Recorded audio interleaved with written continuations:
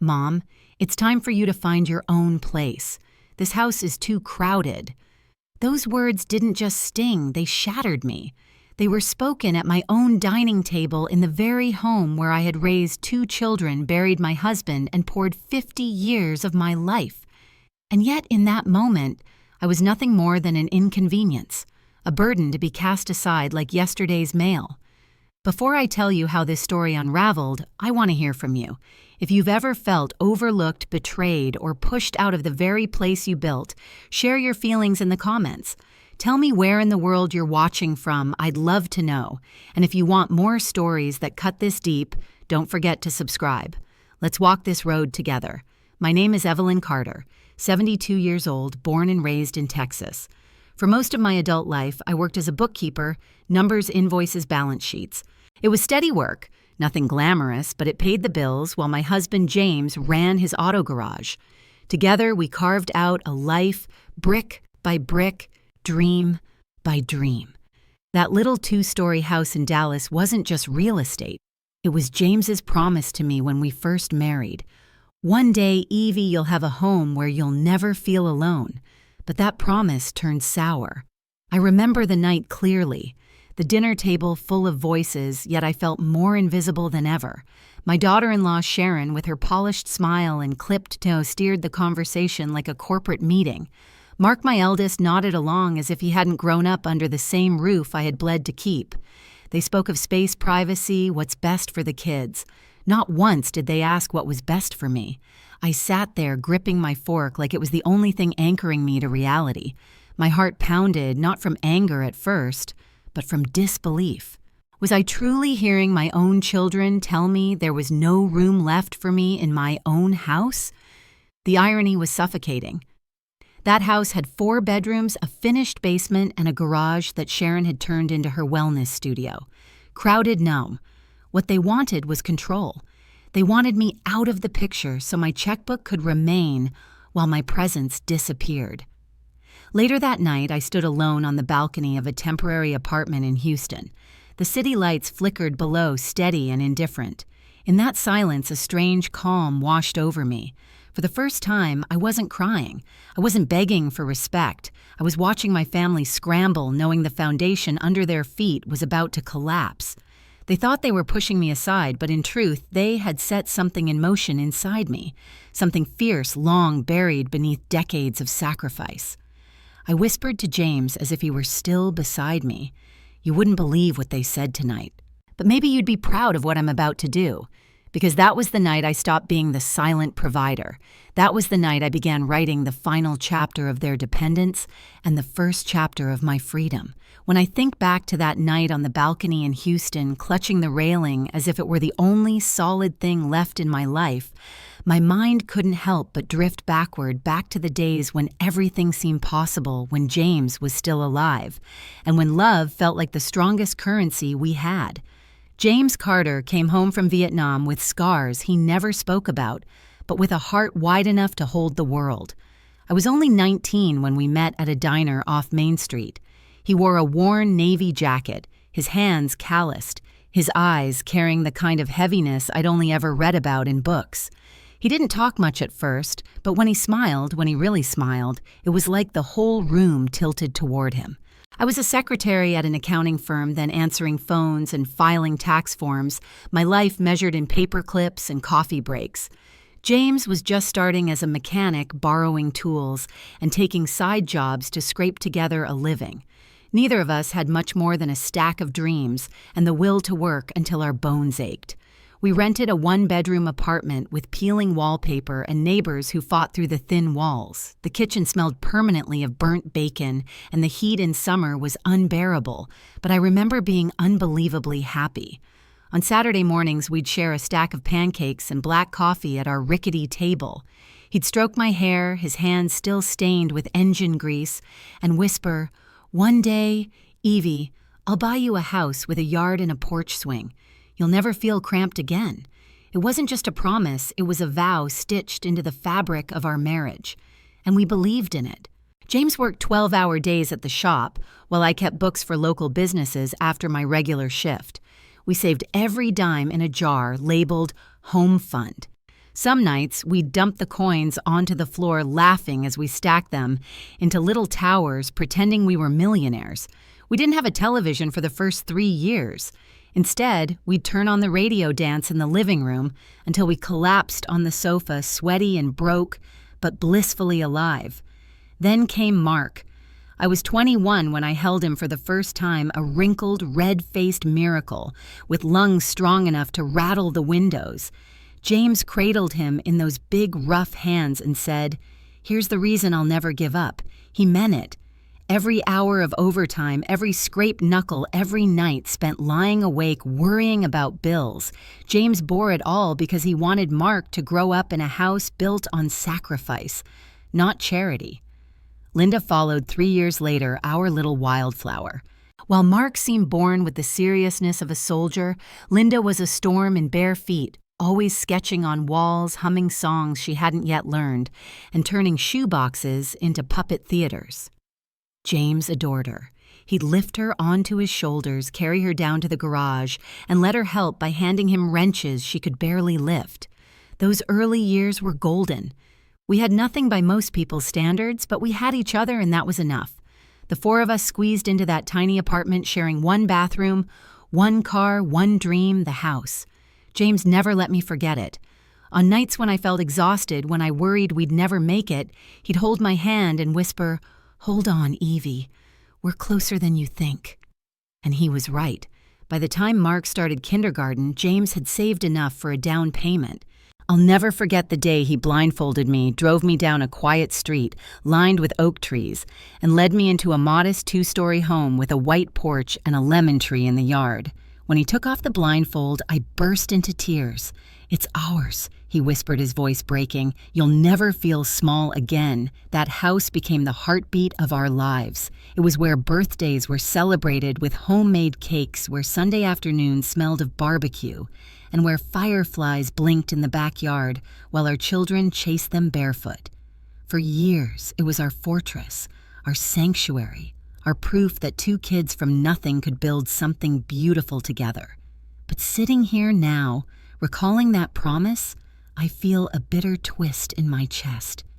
Because the very house James swore would be my refuge became the place where my own children turned against me. The dream he built with his calloused hands was poisoned by entitlement, eaten alive by selfishness. He couldn't have known back then. Neither could I. If I close my eyes, I can still see the porch swing James hung for me on that first summer evening. I can still feel the weight of Linda asleep in my lap, the sound of Mark's laughter echoing across the yard. And yet decades later, that same porch became the stage for whispers plotting my exile. I sometimes wonder if James had lived longer, would it have happened the same way? Or would he have stood up at that table, his voice booming, telling them to show respect? I'll never know. What I do know is that his promise was real, even if his children forgot it. And perhaps the cruelest irony of all is this: the home he swore would be my safe place became my battlefield. It should have stayed perfect, the porch swing, the lemon tree, the children's laughter echoing in the Dallas air. For a while it did. James opened his own garage on the edge of town, painted his name proudly above the door, Carter's Auto Service. Business was steady, and for the first time we weren't counting nickels in a jar. We had moved into a 3-bedroom house in the suburbs, bigger than anything we'd ever dreamed of, with room enough to grow into. I thought we'd finally arrived at the life we'd been clawing toward for so many years. But comfort has a way of drawing shadows. The first shadow came in the form of my younger sister, Donna. She had just gone through a messy divorce, her second, and showed up at our door with 2 suitcases and a tear-streaked face. "Just a few months, Evie," she said, her voice cracking. "I need time to get back on my feet." I didn't hesitate. She was my sister. I made up the guest room, tucked her in, and whispered, "It's only temporary." I believed it.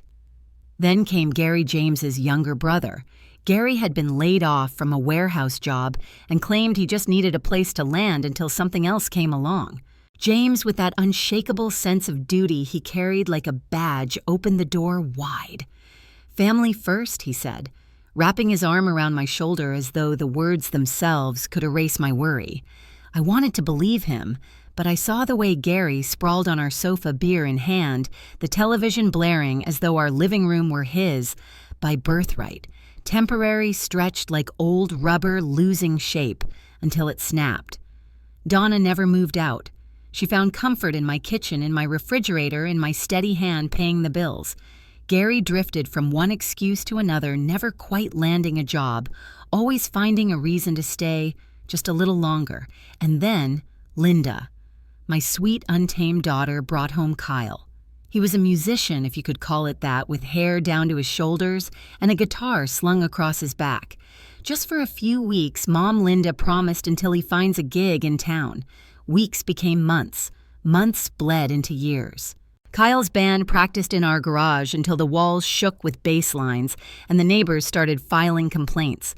Linda swore he was talented, that one day he'd make it big. I wanted to believe her. I wanted her to be happy. But the house, our sanctuary, was morphing into something else, something unrecognizable. I remember standing in the kitchen late one night washing dishes by hand because the sink was overflowing again, not from my cooking, but from the mess of 6 adults who treated my home like a diner open 24 hours. James came up behind me, wrapped his arms around my waist, and whispered, "This is temporary, Evie. Family needs us. It'll work itself out." His breath was warm against my ear, and for a moment I let myself melt into that comfort. But my eyes caught the stack of unpaid bills on the counter, the sound of Gary's laughter drifting from the living room, Donna's music echoing down the hall, and Kyle's guitar strings screaming into the night. Temporary had turned into permanent. Our beautiful house, the dream James had worked his fingers raw to provide, was no longer just ours. It had become a revolving door for everyone else's failures. They treated our dining table like a communal trough, our electricity like a public utility, our space like a charity they were entitled to. I said nothing then. I swallowed my protests like bitter medicine, convincing myself that silence was the price of love, that family meant sacrifice without end. But inside, something was changing. A quiet resentment, a gnawing awareness that generosity had blurred into servitude. I used to walk past that lemon tree in the yard and touch its rough bark, remembering the day James planted it with his bare hands. It should have been a symbol of growth, of promise. Instead, it felt like a cruel reminder. What once gave life and sweetness was now overshadowed, strangled by roots that weren't meant to be there. I told myself to endure, to keep the peace. But deep down, I knew our house wasn't a sanctuary anymore. It was a boarding house for the unwilling, and I was the unpaid innkeeper. I kept telling myself the chaos in our house was temporary, that if I just held on a little longer, the revolving door of relatives and hangers-on would close, and James and I would have the peace we had earned. But temporary has a cruel way of stretching into forever. And then forever ended in one afternoon. James was 60. I remember the call. It was a Tuesday in late September, the air still heavy with Texas heat. He had been in the garage working on a truck engine when he collapsed. The paramedics said it was instantaneous, a massive heart attack. They told me he didn't suffer as if that were some kind of mercy, but the truth was, I suffered. The moment they placed the clipboard in my hands, the world around me dissolved. The laughter from the living room, Gary's slurred voice, Kyle's endless guitar riffs, they all blurred into silence.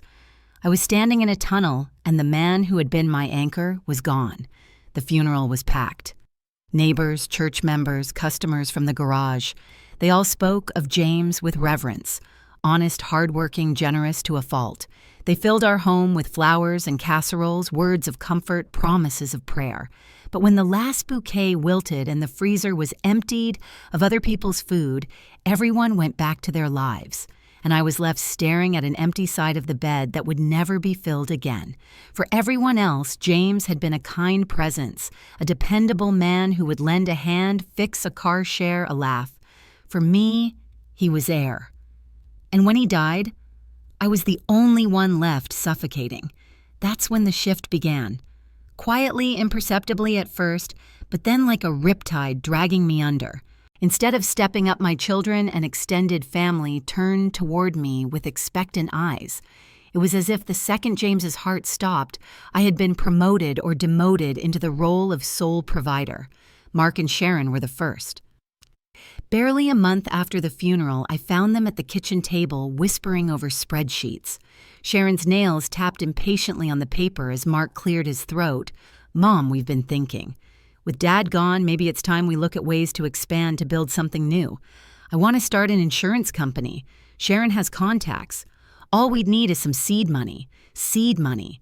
They meant James's life savings. The money we had put away for retirement trips we never took for the grandchildren's future education for emergencies. And now my son looked at it like it was monopoly cash for his next big idea. Linda came next, my wild, artistic child. She had always chased dreams bigger than her pocketbook, but after James died, she reinvented herself again. No more painting or music. Now she was a wellness coach following some trend she'd seen online. She spoke about crystals, essential oils, the healing power of retreats. "Mom, I just need a little startup money," she said, her eyes shining with conviction. "Everyone's investing in themselves these days." I wanted to scream. To tell her the only person who had ever invested in this family was buried 6 feet under. But instead, I nodded weakly, my grief making me pliable. Donna stayed in the basement as though she had inherited it. Gary drank more openly, stumbling in at midnight, dropping empty bottles on the counter. Kyle turned the garage into a rehearsal studio, and Linda defended him with a voice that sounded more like desperation than loyalty. The house grew heavier without James, not because of his absence alone, but because everyone else leaned harder into me as if I could carry the weight he once bore. I worked part-time jobs, cooked, cleaned, and listened to their demands as though I were an ATM with no limit. Each time I tried to bring up boundaries, I was met with the same chorus, "family first." Dad would have wanted this. That sentence became a weapon. They used his memory like a crowbar, prying open every last ounce of guilt inside me until I gave them what they wanted. They didn't see me grieving. They saw opportunity. And I realized with a bitterness that tasted like rust in my mouth that I wasn't just a widow. I was the replacement provider. James had died from giving too much of himself. And in the silence he left behind, I was being consumed the exact same way. After James died, I told myself I would carry on for him, for the life we had built, for the dreams we once shared. But grief has a way of dulling your edges, and people notice when you stop resisting. That's when the taking grew bolder, like vines twisting tighter around me with each passing year. I was 65 when my pension started coming in, and I thought, maybe, just maybe, I could breathe a little. Instead, I found myself back at the desk doing part-time bookkeeping for small businesses. Arthritis gnawed at my fingers, but every time I thought of quitting, I remembered the bills piling up on the counter, the mortgage that should have been long paid off, and the endless mouths to feed under my roof. My house had become a sinkhole swallowing every dime, every ounce of energy, and every piece of my dignity. Sharon was the boldest. She would sweep into the kitchen with glossy shopping bags dangling from her wrists, flashing me a rehearsed smile. "It's important for me to feel confident, Evelyn," she'd say, laying down receipts for $1,000 spa treatments and designer handbags. "If I look good, I can raise the kids better. It's an investment in the family." The audacity burned, but I swallowed it. I always swallowed it. Linda. My free-spirited daughter drifted from one reinvention to the next. When Kyle's band fizzled out, she decided the basement was perfect for community art nights. Soon, it wasn't just her and Kyle, it was a parade of musicians, painters, dreamers, all using my electricity, eating my food, and leaving behind a trail of cigarette butts and empty beer cans.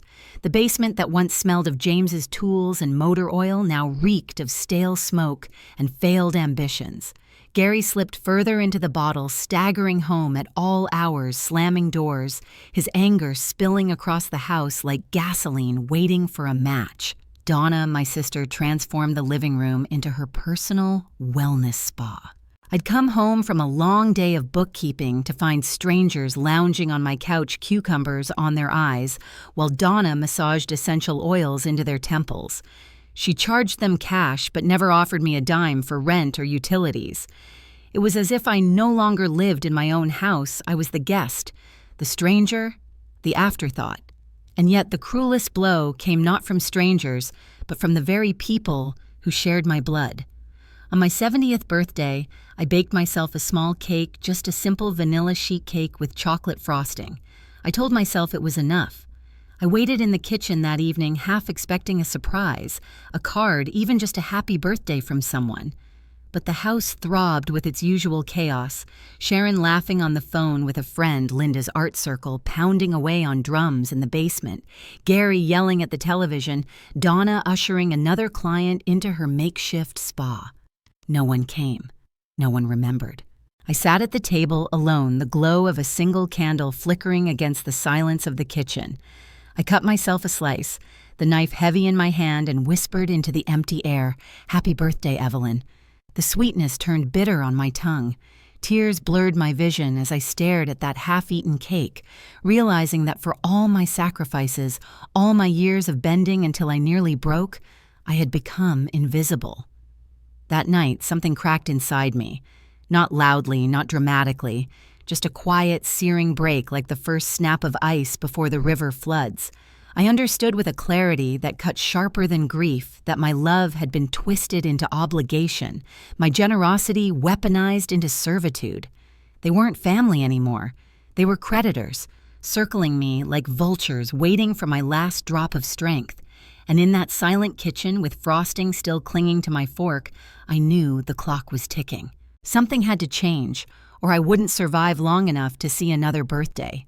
It happened not long after that forgotten birthday, the night my own family's indifference burned itself into my bones. I thought maybe that would be the lowest point. I was wrong. It was a Sunday dinner, the kind James used to love. I had cooked chicken pot pie from scratch, the way he always liked it. Flaky crust thyme, still fragrant from the garden I once tended, before it became trampled under everyone else's mess.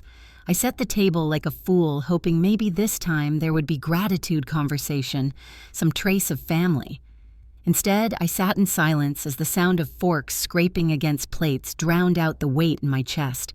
Sharon cleared her throat, dabbing at her lipstick with a napkin like she was preparing to deliver a speech. She leaned forward, her voice sugary sweet, but sharp enough to cut glass. "Mom," she began, looking straight at me. "We've been talking. You've worked so hard, sacrificed so much. You deserve less stress. Don't you think it might be time for you to consider a smaller place? Something cozy, easier for you?" The words were dressed up like a gift, but underneath I could hear the rot. This wasn't about me. It was about the house. Mark nodded, not meeting my eyes. "She's right, Mom. This place is big, a lot to manage. And with the kids growing up..." He trailed off, his voice weak, as if even he knew the betrayal in his throat. Linda sat with her arms crossed, her gaze fixed on her plate. Silent. The daughter who once painted the world with wild colors now couldn't even lift her eyes to me. Gary let out a low chuckle, swirling the last of his beer. "Yeah, Evelyn. Might do you good to get out. Fresh start and all." His smirk landed like a slap. I looked around that table, the very table where James used to bless our meals, where we once held hands and laughed until our bellies hurt. Now it was filled with people I no longer recognized. My sister, my brother-in-law, my children. All of them staring at me like I was some burden to be managed. I forced myself to ask, though my throat was dry, "What exactly are you saying?" And then Sharon delivered the blow with the grace of a knife sliding between ribs. "It's time for you to move out, Mom. This house, it should be for the kids, for the next generation. You'll be so much happier somewhere more appropriate." The words rang in my ears louder than the clatter of silverware, louder than the laughter coming from the basement. I sat frozen, my hands gripping the edge of the table until my knuckles turned white. This house, my house, was where James and I built every brick of our lives together, where I watched my children take their first steps, where we planted that lemon tree in the yard, where I kissed my husband goodnight 1,000 times before the heart attack stole him away. And now the very people I had sheltered, fed, clothed, and carried for decades wanted me gone. I should have screamed then. I should have flipped the table, hurled the truth into their smug faces. But the words lodged in my chest, heavy and suffocating. Instead, I stared at them in stunned silence. my heart breaking so loudly I was certain they could hear it. They didn't. Or maybe they didn't care.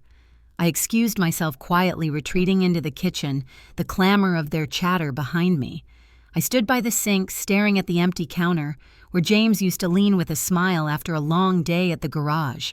Tears blurred my vision, and for the first time in decades I felt the truth settle in my bones.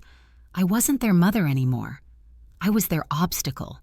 And as I wiped my hands on a dish towel, something shifted inside me. Their words cut me, yes, but they also lit a fire. If they wanted me gone, they were about to see just how wrong they were to mistake me for weak.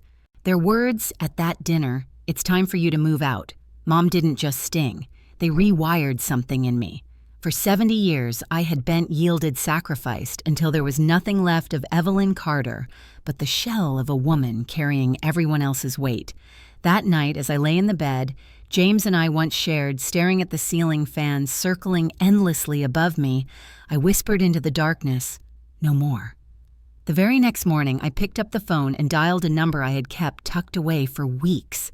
Oscar Ramirez, a young realtor I'd met briefly at church. He was ambitious, sharp as a tack, and from what I'd heard, he had a knack for selling homes fast. "Mrs. Carter," he said when he answered, his voice warm, professional. "What can I do for you? I want an appraisal," I told him, steady as stone. Discreet. As soon as possible. Oscar arrived the next day in a crisp suit, tablet in hand, eyes scanning every corner of the house that had been turned into my prison. He took photos, measurements, notes. "This neighborhood is booming," he explained, pointing to charts and market trends. "Developers are hungry for properties like this. Honestly, Mrs. Carter, you're sitting on close to $1 million. $1 million. The number hit me like a thunderclap. While my so-called family drained me dry, the walls around us had quietly become gold, and for the first time in years, I felt the stirrings of freedom. I signed the paperwork within days. Oscar found a buyer almost immediately, Mr. Blake, a real estate investor with cash in hand and a hunger to close within 30 days. It was perfect, clean, swift, final. I kept silent, playing my role as if nothing had changed. I cooked dinners, washed dishes, nodded when Sharon complained about the cost of private school, pretended to listen when Mark muttered about his stalled insurance company. Inside, I was planning my escape with the precision of a general before battle. When the day arrived, it unfolded like a scene from a movie.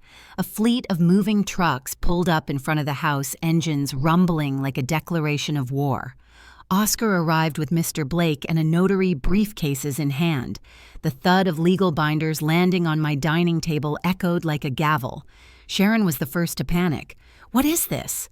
"What's going on?" she shrieked, clutching Kelly's arm as though the trucks might swallow her child whole. Mark's face drained of color. Mom, you didn't tell me you didn't." Gary staggered out of the kitchen, beer in hand, squinting at the movers as if they were intruders. Donna froze in the doorway, a cucumber still taped to one of her client's eyes. Linda stood in silence, her mouth open, unable to string words together. I looked at each of them, one by one, letting the silence stretch until it cut deeper than any scream. Then I spoke. Calm, steady, final. "You told me it was time for me to find my own place," I said, my voice carrying through the chaos like a church bell. "Well, now it's your turn. This was my house, and I've sold it. You have until tonight to figure out where you're going." The room erupted, shouts, sobs, accusations thrown like stones. But I didn't flinch. I sat with the notary, signed the final page, and slid the keys across the table to Mr. Blake. The weight I had carried for decades lifted in that single moment, replaced with a quiet, searing satisfaction. As the movers carried out the last of my belongings, I turned to my family, the people who had mistaken my love for obligation, my silence for weakness. "Find your own place," I said again, the words tasting sweeter than birthday cake ever had. For once, they were the ones left scrambling, and I was the one walking free. When the movers drove away and the dust settled on that empty driveway, I didn't look back. For the first time in half a century, I wasn't clinging to a house, a history, or a family that drained me. I was stepping into something new, something mine. 30 days later, I was on a flight west, staring out the window as the Texas plains gave way to the glittering Pacific. Santa Barbara. The name itself sounded like a sigh of relief. With the money from the sale, I bought a condo overlooking the ocean. White walls, wide windows. The sound of waves rolling in like a lullaby every night. My neighbors weren't freeloaders. They were retirees, like me, people who had worked lost, and now wanted only peace. It didn't take long before I met Margaret. She was 75, elegant in her linen dresses, a widow who had once run a chain of boutiques. She poured me tea on her terrace one afternoon and confessed my sons thought I'd bankroll their ventures forever. I walked away before they drained the last drop. Her words felt like a mirror held up to my own scars. Then there was Anthony, 68, a retired professor with eyes that carried both sorrow and humor. He admitted one evening as we watched the sunset over the pier, my daughter only called when she needed tuition money for boyfriends who never stayed. When I stopped paying, she stopped calling. He said it without bitterness, just a kind of tired acceptance. Together, the three of us formed a strange little tribe bound not by blood, but by survival. We understood each other in ways our own families never had. I began to live again, not survive, but truly live. Mornings, I walked barefoot along the beach, the cold sand pressing against my arches, reminding me I was still alive. Afternoons, I enrolled in a painting class at the community center. My first canvas was a lemon tree, rough and imperfect, but it made me smile through the tears. Evenings, I sat at my desk, tapping away at my memoirs, every betrayal, every sacrifice, every piece of myself I had buried for others. The words poured out like venom, leaving a wound, leaving behind something cleaner, freer. Of course, the calls started eventually. Mark's voice was strained, desperate. "Mom, the business failed. Sharon's gone. We're drowning. Please help us." Linda left long voicemails crying about debts from her failed wellness venture, begging me to invest just this once. Gary didn't leave messages, just slurred rants at 2 a.m. until I blocked his number. Donna tried to appeal to sisterhood, but I had nothing left to give. One by one, I silenced them. Blocked, deleted, erased. For years, I had been their lifeline. Now, I let them sink or swim on their own. One evening, I poured myself a glass of red wine and stepped onto my balcony. The sun was melting into the ocean streaks of gold and crimson painting the horizon. I raised my glass, and for the first time in years, I spoke James's name without pain. "You were right, love," I whispered into the wind. "I finally found the house you promised me, not made of bricks and chains, but peace. A home that belongs to me." The waves roared below, the gulls cried above, and for the first time in 72 years, I felt truly free.